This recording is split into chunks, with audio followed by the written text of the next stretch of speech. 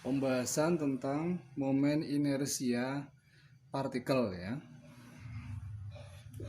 Jadi kalau ada sebuah partikel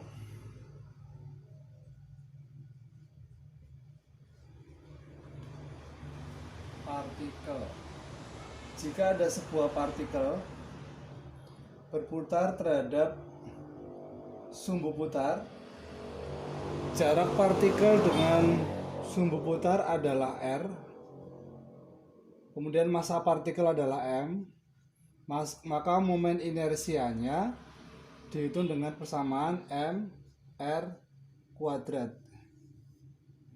Momen inersia itu adalah besaran skalar, jadi tidak punya arah ya. Nanti kalau ada lebih dari satu muatan atau lebih dari satu partikel, bagaimana mencari momen inersia totalnya? Nanti tinggal kita tambahkan saja dengan persamaan biasa ya. Jadi kalau ini misalkan sebuah partikel berputar terhadap porosnya, ambil contoh begini ya, ini ada sebuah poros, dia berputar begitu ya, maka momen inersianya adalah I sama dengan mr kuadrat. Itu. Jika sekarang ada lebih dari satu partikel, ini kita gambarkan di sini ada 3 partikel ya. Ini ada M1 ya, ini M1, ada M2, ada M3, masing-masing jaraknya adalah R1 terhadap sumbu putar. Ini sumbu putarnya ini ya, sumbu poros atau poros putarannya. M2 dengan jarak R2, M3 dengan jarak R3 berputar terhadap porosnya, maka nilai I total atau momen inersia totalnya kita sebutkan dengan sigma ya. Sigma I itu karena ada 3 massa, tinggal kita tambah gini aja, I1 plus I2 plus I3. Jadi nggak usah mikir arah, karena dia adalah besaran skalar, bukan besaran vektor, nggak ada arah.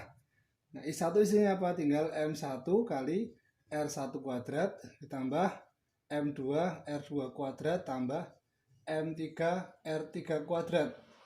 Nah, tinggal kita masukkan angkanya, selesai nilai momen inersia totalnya.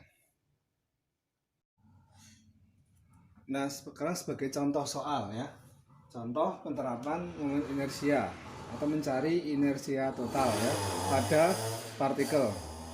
Contohnya ada bidang segi 4 persegi panjang dengan sisi masing-masing DC-nya 4 meter, CB-nya 2 meter, kemudian masing-masing di A itu ada massa 1, di B ada massa 2, di tengah-tengah persis ada massa 3 dengan nilai masing-masing seperti ini.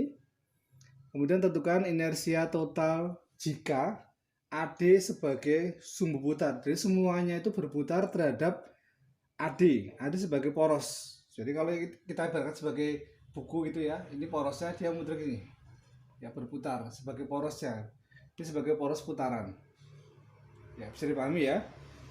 Kemudian berapa nilai I totalnya? Karena AD sebagai poros, maka semuanya fokusnya terhadap AD, jaraknya terhadap AD nanti R nya ya. I total ada 3 massa, maka nanti sigma I nya berarti ada 3, terus saja I1 plus I2 plus I3. I1 adalah M1 R1 kuadrat, M2 R2 kuadrat, M3 R3 kuadrat. M1 kita masukkan, M1 nya adalah 4, R1 jarak antara massa 1 dengan sumbu. Karena massa 1 berada di sumbu, maka jaraknya adalah 0 ya. M1 nempel di sumbu, maka nggak ada jaraknya. M2 nilainya adalah 2, jaraknya antara massa dengan sumbu, jaraknya adalah sepanjang ini berarti berapa? 4 meter, kita tulis 4 kuadrat. M3 nilai 1, R3 berapa? Jarak antara massa 3 dengan sumbu. Nah, kita tarik garis lurus ini, tegak lurus. Nah, itu R3 nya berarti ya, ini R3.